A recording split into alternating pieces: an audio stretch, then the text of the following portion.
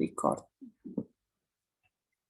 Selamat sore, salam sejahtera untuk kita semua. Perkenalkan nama saya Immanuel Atama dengan NIM 2024 1010 3091. Di sini saya akan menjelaskan codingan saya mengenai tugas struktur data dengan dosen pengampu Bapak Arif Hidayat. Yang pertama soalnya itu membuat bilangan rekursif menentukan bilangan Fibonacci ke N dan membuat pohon rekursif bilangan Fibonacci keempat. Di sini mempunyai dua fungsi, yaitu Fibonacci dengan parameter N dan FiboHelp dengan parameter X, Y, dan N. Di mana N ini adalah Fibonacci ke N yang nantinya kita akan input di baris ke-12. Nah, di baris kedua ini saya langsung memanggil fungsi yang kedua, yaitu FiboHelp dengan parameter X, Y, dan N, di mana X dan Y itu adalah 0 dan 1. Yaitu bilangan Fibonacci ke 0 dan bilangan Fibonacci 1 yang hasilnya itu 0 dan 1. Di baris keempat ini FiboHelp X, Y, dan N ini ada tiga kondisi.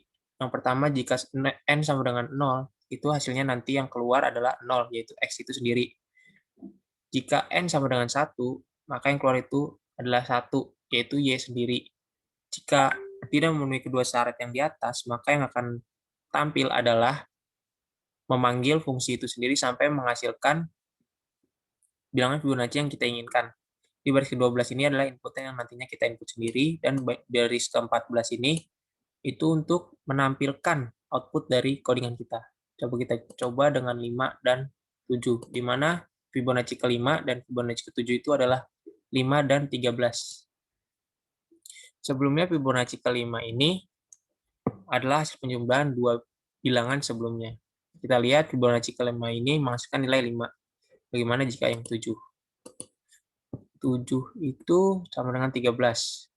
Untuk pembuktiannya, apakah betul hasil penjumlahan dua bilangan sebelumnya? Coba kita cari Fibonacci keempat dan Fibonacci ketiga. Fibonacci keempat itu 3 dan Fibonacci ketiga itu 2. Maka hasil dari Fibonacci kelima itu 5. 2 ditambah 3. Nah, begitu. Kita juga disuruh buat bilangan palindrom dari pohon rekursif, bilangan palindrom dari Fibonacci keempat. Ini adalah pohon rekursifnya, di mana Fibonacci keempat itu terbentuk dari Fibonacci ketiga ditambah Fibonacci kedua. Juga Fibonacci ketiga terbentuk dari Fibonacci kedua ditambah Fibonacci ke-1.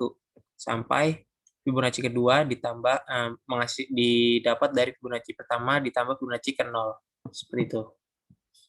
Untuk soal nomor 2, kita disuruh buat bilangan pengecekan fungsi rekursif, pengecekan list apakah palindrom atau tidak dengan pembuktian 1, 2, 3, 4, 4, 3, 2, 1. Di sini saya memanggil library OS yang nantinya berfungsi sebagai membersihkan layar sebelum menampilkan output. Di sini saya buat 2. Di sini dan di sini. Nah, seperti itu.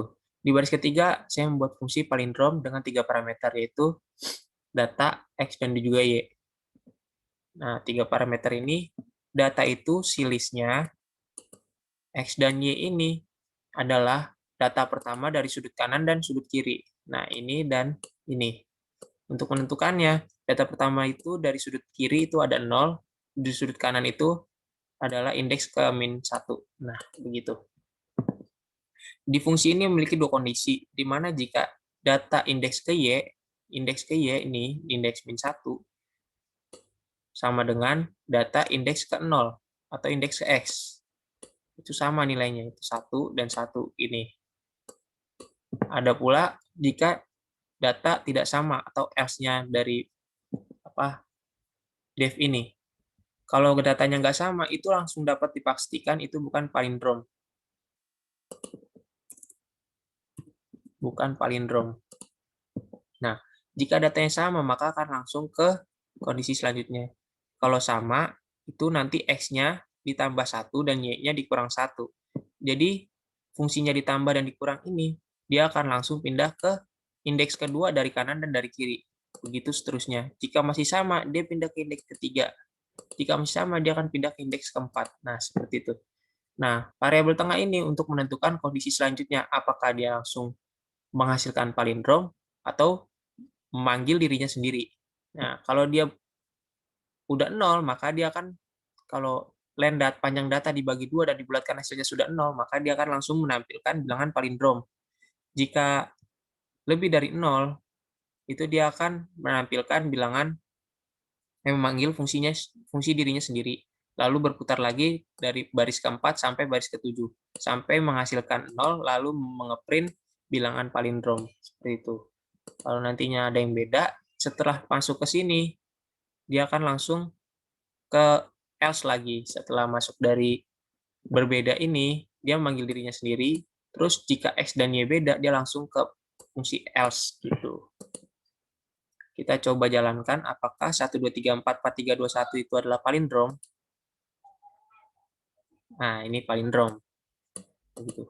Lalu, kalau di sini kita buat 3-nya kita ganti 6. Apakah masih palindrom atau tidak?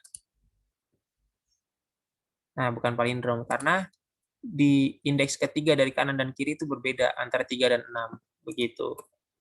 Ini adalah pohon rekursifnya. Nah, seperti yang saya bilang, jika X sama dengan Y, maka dia akan mengurangi 1 di kanan dan kiri. Jadi langsung mengecek indeks kedua dari kanan dan kiri. Begitu juga selanjutnya indeks ketiga, jika sama lanjut ke indeks keempat. Jika masih sama, maka fungsi dari indeks ini udah 0. Jika panjang datanya udah 0, maka dia akan menampilkan bilangan palindrom. Jika dalam pengecekan X dan Y itu dia tidak sama, ini, maka dia akan menghasilkan bilangan bukan palindrom. Nah, untuk nomor 3, itu adalah fungsi antrian bank. Ini saya membuat kelas antrian, lalu membuat beberapa fungsi, yaitu ada fungsi init self sebagai penampung, def panggil, up panggil untuk menambah setiap orang yang dilayani atau user yang dilayani. Ada juga up antrian. Ini setelah si pelanggan itu ngambil satu antrian, maka dia akan bertambah 1. Si get panggil ini fungsinya untuk menampilkan berapa banyak yang sudah dipanggil, dan juga get antrian ini sudah berapa banyak yang mengambil antrian, begitu. Ada pula def reset ini untuk membalikan semua angka panggil dan antrian ke angka 0. Saya men-set default dari antrian itu sama dengan user untuk mempermudah gitu. Jadi untuk membuat nasabah mengambil 3 antrian lalu, kita membuat user up.up antrian sebanyak 3 kali. Sebanyak 3 kali. Ini kan sebanyak 3 kali. Lalu setelah udah ngambil 3 kali, kita tampilkan udah berapa user yang udah ngambil antrian atau berapa pelanggan yang udah ngambil antrian. Setelah itu di baris 29 sampai 33 itu untuk menampilkan antrian keempat yang dilayani. Jadi setelah udah ngambil 3, terus dipanggilin satu-satu usernya. Setelah udah 4 kali panggil, kita tampilin yang dipanggil keempat gitu. Setelah itu, setelah antrian berlalu, ini 3 antrian udah berlalu, terus ada lagi user ngambil satu antrian. Setelah itu kita tampilkan ke user get antrian. Setelah menampilkan antriannya, maka setelah dilayani, user yang sudah ngantri itu terus dipanggil, lalu kita tampilkan nomor panggilnya gitu. Coba kita jalankan. Nih, seperti yang kita lihat, baris 24 sampai 27 itu menampilkan yang ini. Antrian yang sudah antri itu yang sudah berlalu udah 3 antrian terlahir, dan yang sedang dilayani udah 4. Itu di nomor 29 sampai 33 nih. Ditampilkan dengan fungsi get panggil. Setelah itu, ada lagi dia ngambil antrian 1, lalu langsung kita tampilkan. Itu untuk yang ini. Nah, lalu setelah dilayani 1 lagi, maka langsung kita tampilkan nomor yang dilayani itu nomor 5. Begitu. Yang terakhir, titik 2 dimensi. Titik 2 dimensi ini kita disuruh untuk mencari perpindahan titik dan jarak dari titiknya tersebut. Di sini saya memakai kelas titik 2 dimensi, di mana saya membuat fungsi init sebagai penampung, init self dengan parameter self, X dan Y. Jadi self ini sebagai penampungnya, di mana self.x sama dengan X. Jadi nilai dari si X ini nantinya akan dimasukkan ke self. Begitu juga dengan Y. Adapun def geser X dan def geser Y. Itu untuk fungsi menggeser searah horizontal dan vertikal. Nah, jadi kalau kita input untuk menggeser berapa bilangan, nanti diolah di sini. Self.x sama dengan self.x ditambah bilangan yang nantinya kita akan tambah ke sini. Gitu. Kayak misalnya titik geser X, di mana X-nya itu min 3. Maka di sini nantinya akan self.x sama dengan self.x ditambah min 3, seperti itu. Setelah ditambah dan ditambah digeser X dan digeser E, ada juga def fungsi koordinat self. Nah, ini untuk menampilkan koordinat saat ini. Setelah digeser-geser tadi, koordinat saat ini nanti ditampilkan di fungsi ini, fungsi koordinat dot self. Nah, setelah itu ada fungsi jarak lokasi. Yang di sini ada 3 parameter, self x2 dan fy2. Di mana self.x sama dengan self.x dikurang x min 2. Sama juga dengan yang y. Lalu kita membuat penampung, di mana membuat variabel di mana variabel ini bernama penampung yang berisi self x kuadrat ditambah self y kuadrat. Lalu membuat variabel baru, yaitu penampung dipangkatkan setengah. Nah, dari rumus yang sudah kita buat ini, lalu kita tampilkan jarak dari kedua titik itu dengan cara ngeprint hasil dari rumus yang kita buat tadi. Gitu. Terus ada juga get x dengan variabel self dan juga get y variabel self. Ini untuk menampilkan titik x ini yang ada di penampung self dan juga titik y. Nah, di sini kita mempunyai titik awal, titik 1 itu 2 dan 2,3, titik 2, 4,5. Titik 1 kita geser min 3, berarti x-nya ini dikurang 3. Ditambah min 3, berarti 2 dikurang 3 sama dengan min 1. Berarti titik 1, x diubah menjadi min 1. Nah, titik 1 digeser min 7. Ini titik y-nya digeser min 7. Maka 3 ditambah min 7, maka menghasilkan min 4. Begitu langsung kita tampilkan titiknya, titik koordinatnya. Dengan cara titik 1 dot koordinat, dengan memanggil fungsi koordinat ini.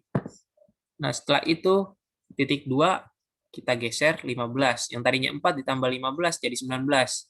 Setelah itu geser y-nya kita tambahin 9. Dari 5 ditambah 9 jadi 14. Lalu menampilkan koordinat saat itu. Setelah menampilkan kedua koordinat, kita disuruh mencari jarak dari kedua koordinat. Fungsi ini nantinya akan kita tampilkan pada output. Nah, seperti ini. Seperti ini. Koordinat saat ini 1, min 1, min 4 seperti yang tadi kita jabarkan, dan juga ada juga 1 dan juga 19,14. Begitu seterusnya.